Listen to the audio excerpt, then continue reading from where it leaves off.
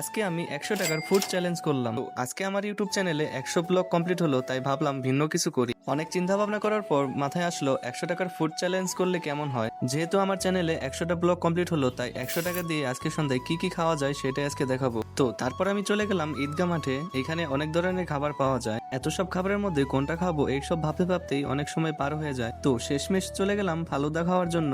আর এইখানে এসে একটা ফালুদা অর্ডার করে দিলাম। আর আমার চ্যানেলে এই প্রথমবার ফুড চ্যালেঞ্জের ভিডিও করতেছি।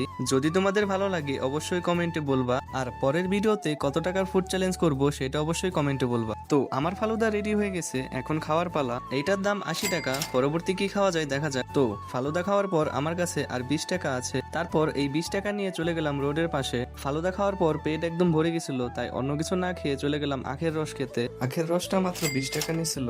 তারপর খাওয়া শেষে আমার কাছে আর কোনো টাকা ছিল না। তো আজকের চ্যালেঞ্জটা কমপ্লিট হলো। আরো ভিডিওর জন্য সাবস্ক্রাইব করো। টাটা।